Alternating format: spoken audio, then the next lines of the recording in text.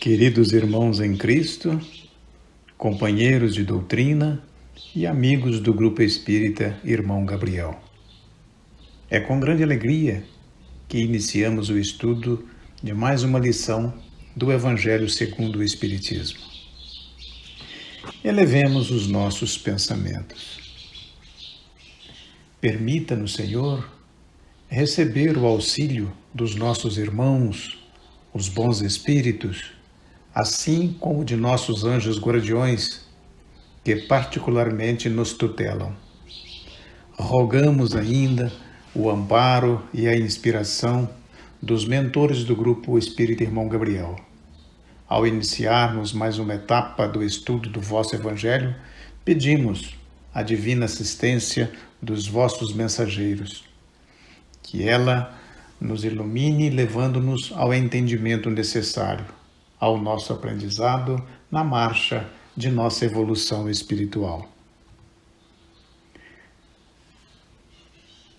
A nossa lição de hoje é referente ao capítulo 14 do Evangelho segundo o Espiritismo.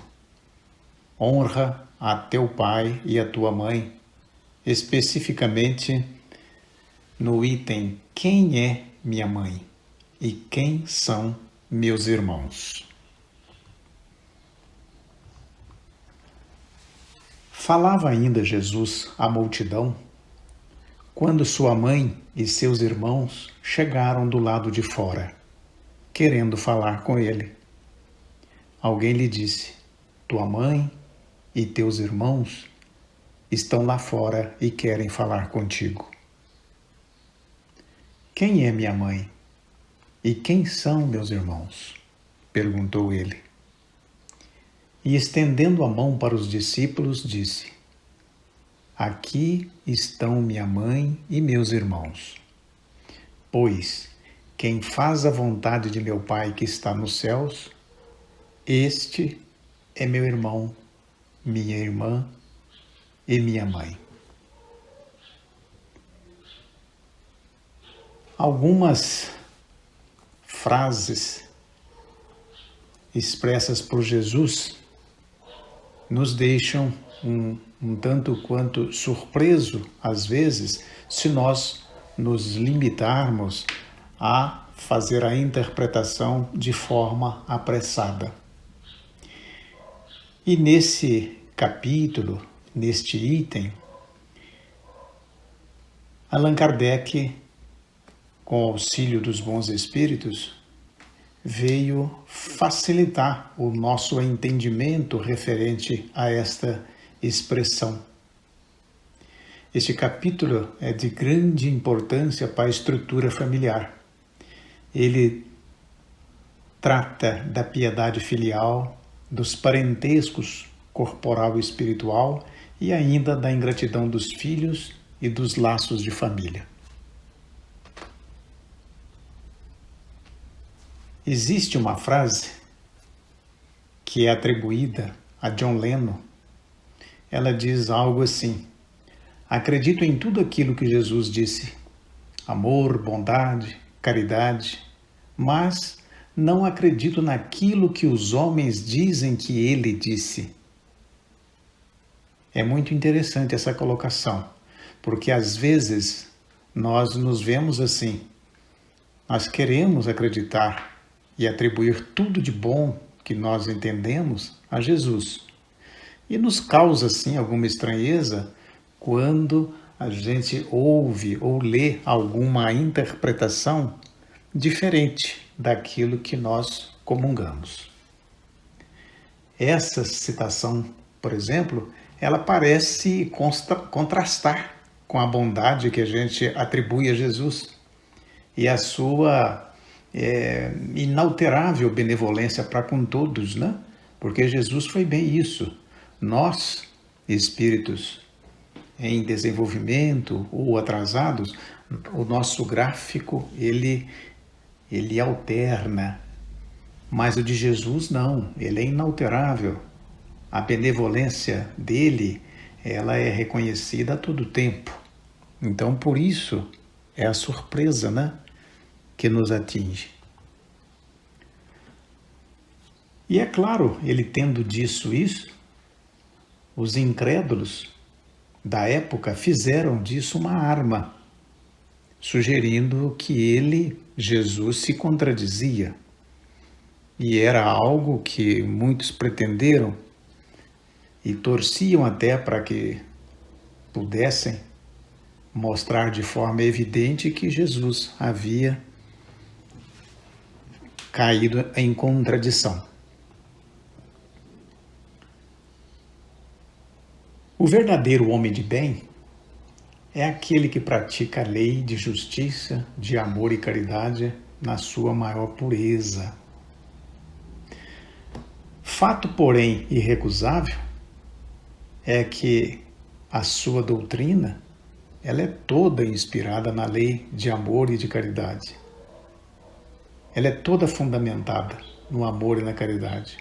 E a gente lê e encontra uma coerência, um alinhamento de ideias fabuloso, não deixando a menor dúvida para nós, para a gente avaliar a pertinência de tudo que Jesus nos deixou. A gente conclui facilmente, que seria impossível que Jesus destruísse de um lado o que ele estabelecia do outro, conhecendo nós, o potencial de Jesus, seria praticamente inadmissível a gente considerar essa hipótese. Se certas proposições de Jesus se achavam, parecessem em contradição com seu princípio básico, é que as palavras que ele atribui ao escrever, ao editar o Evangelho, ou elas foram mal reproduzidas, ou foram mal compreendidas, ou então elas não são suas. Mas a gente às vezes procura a considerar como verdadeiras as palavras expressas da forma como a gente as lê, sem contextualizar o assunto. E é preciso que a gente faça assim essa contextualização. Realmente, se causa dúvida, se causa distorção, nós precisamos considerar essa grande possibilidade. Às vezes elas foram mal expressas ou foram mal entendidas na época, ou então não são deles, e seria bem fácil de admitir essa possibilidade. Supor que Jesus, por exemplo, tenha renegado a sua mãe é simplesmente desconhecer, minimizar o caráter de Jesus. Tal ideia não viria dele, considerando o que ele disse: honrai a vosso pai e a vossa mãe. Então, quem preconiza uma lei, uma frase tão rica dessa, não haveria de renegar a sua mãe.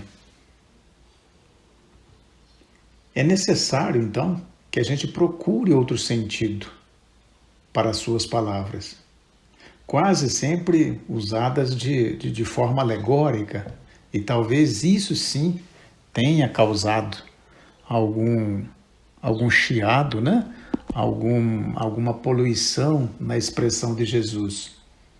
É preciso que a gente considere essa forma alegórica que nos ensinaram a ler o que Jesus nos passava.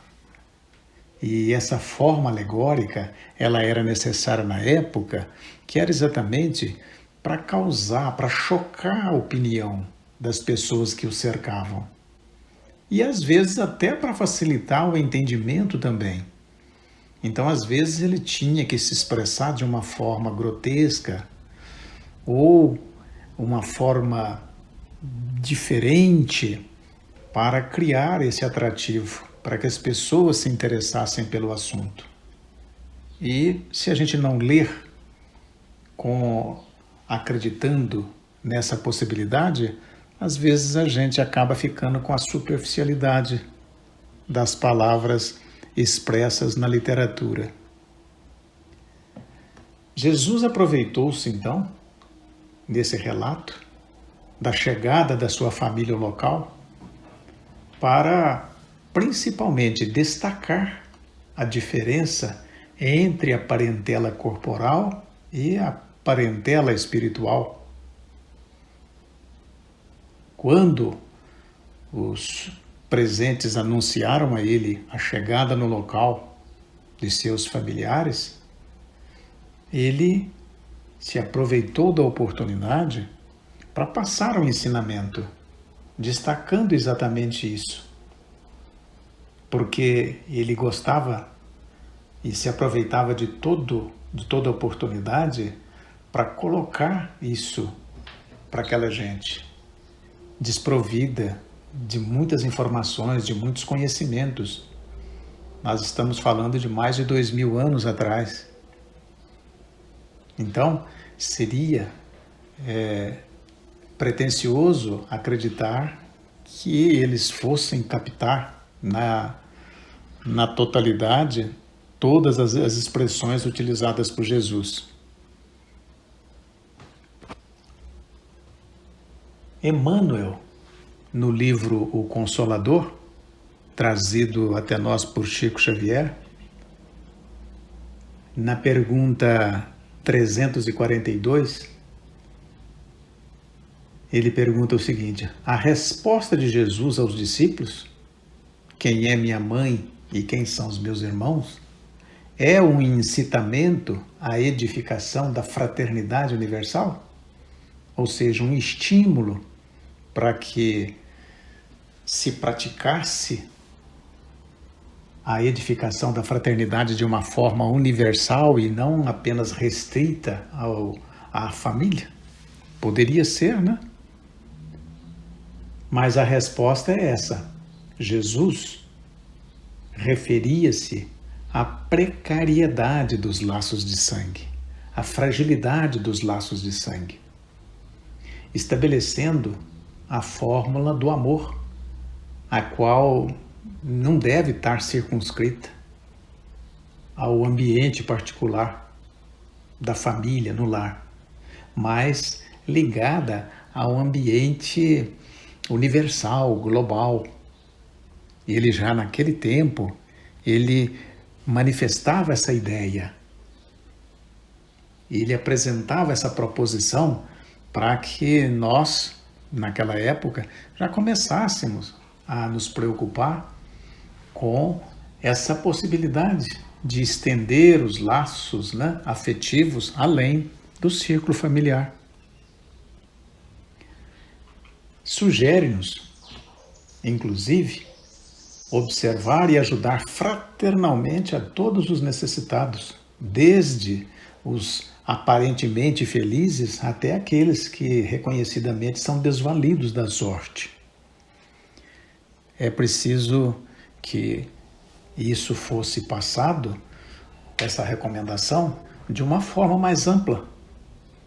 Por isso ele fez questão, então, de explicar daquela maneira, de explicar a necessidade de nós ampliarmos, então, a nossa afetividade além do lar.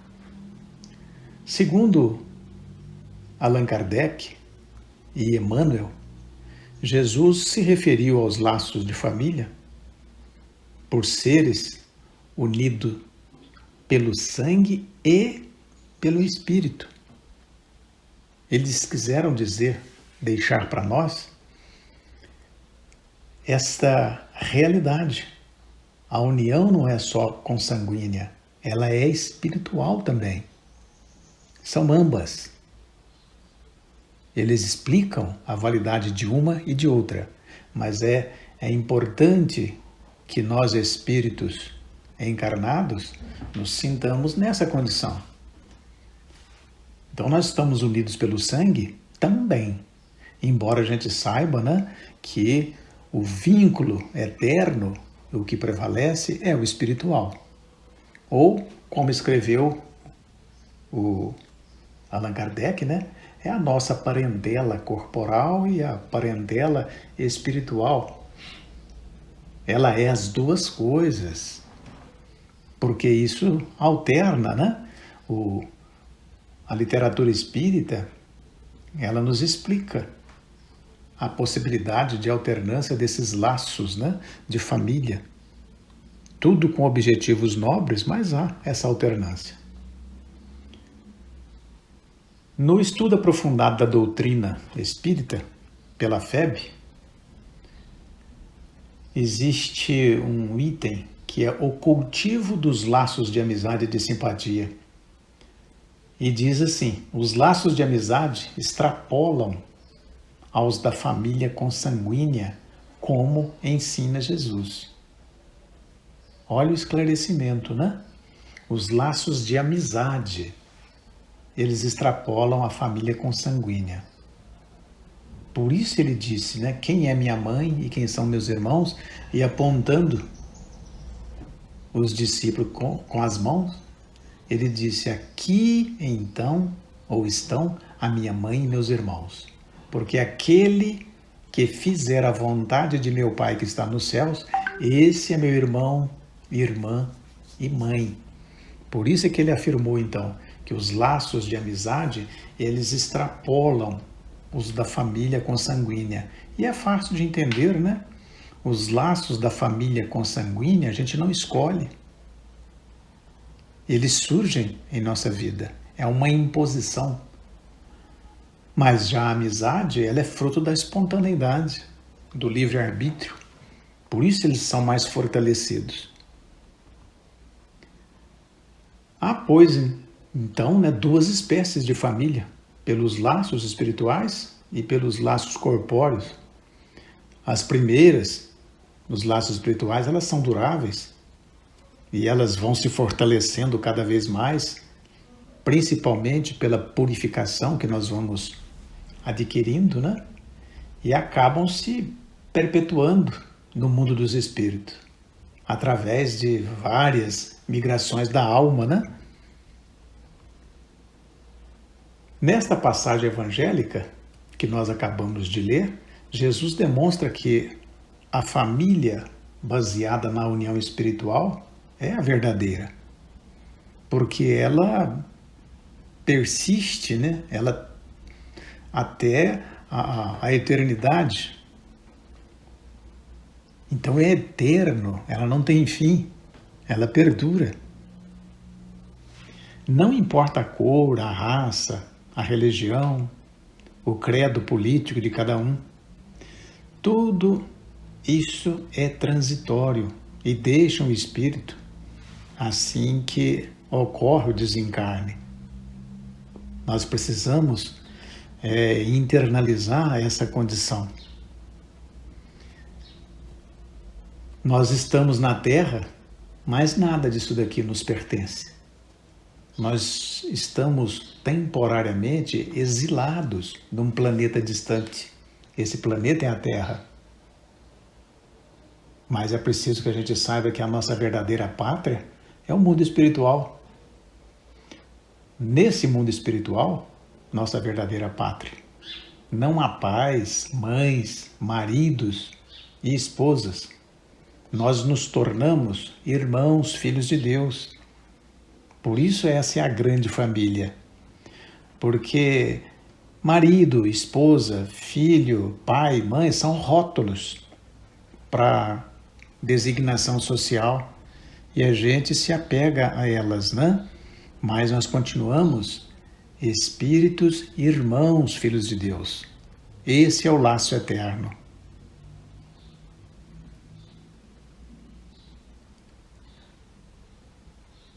É preciso que a gente,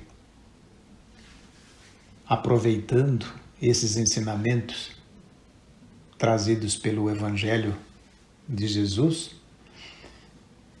a gente se esforce por entender a história contada, contextualizando com o período histórico, mas que a gente se esforce também para entender a sua mensagem a partir dessa passagem, de que nós precisamos priorizar o que há de mais importante, que é o aspecto coletivo e não o particularizado. Nós ainda somos muito apegados ao particular, ao restrito, à nossa família, né? A gente tem sempre um pronome possessivo, né, para utilizar nas nossas frases. É minha mãe, meu pai, meus irmãos, meus amigos, minha esposa. E é uma tendência para que a gente faça isso com tudo aqui na Terra, porque nós nos acostumamos a estabelecer posse de tudo e a zelar disso com mais afinco, porque isso nos pertence. Mas essa lição de hoje, ela veio traçar para nós que mais importante de tudo isso existe a nossa pretensão de espíritos eternos numa comunidade universal. E é preciso que a gente seja coerente com essa proposta. É verdade que quando a gente reencarna, a gente passa por esse período de esquecimento, a gente fica um pouco aturdido pela nova experiência e a gente se encanta muito pelo que a nossa querida Terra nos oferece. E a gente se agarra a tudo isso de tal forma que a gente acaba minimizando a importância do que há de principal. E o que existe de principal é a nossa preparação para a família maior, que é a que nós já temos início. Nós, durante o sono, nós temos os nossos contatos, os nossos momentos de lucidez, de reencontros, mas quando a gente retorna ao dia a dia, no nosso cotidiano na Terra, a gente acaba se esquecendo. Por isso a ajuda da literatura espírita, das nossas práticas acadêmicas, né? A gente estuda, a gente discute, a gente analisa os textos deixados por Jesus, que é exatamente para que a gente não perca esse norteamento, né? De que nós estamos aqui temporariamente, nós estamos exilados. Nós somos espíritos, nós estamos temporariamente encarnados. Quando nós desencarnamos, nós retornamos à pátria espiritual e nós retomamos, então, a nossa tarefa mais importante. E é quando a gente vai com mais lucidez, com a ajuda dos nossos anjos guardiães, nossos espíritos amigos, inclusive familiares, de fazer o nosso replanejamento para cumprir novas experiências, mas mantendo sempre esse sentido, esse objetivo maior de união nesta família de ordem universal.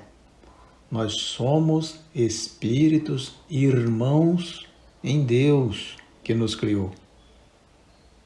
Para que a gente esqueça temporariamente os rótulos de pai, de mãe, de filho, de irmão. É preciso fazer isso com cuidado, é claro, porque nós devemos honrá-los, o pai, a mãe, amar os nossos irmãos da mesma família, mas sabendo da temporalidade desses papéis. Esses papéis vão se desfazer a partir do momento em que nós desencarnamos e nos preparamos por uma nova experiência na Terra.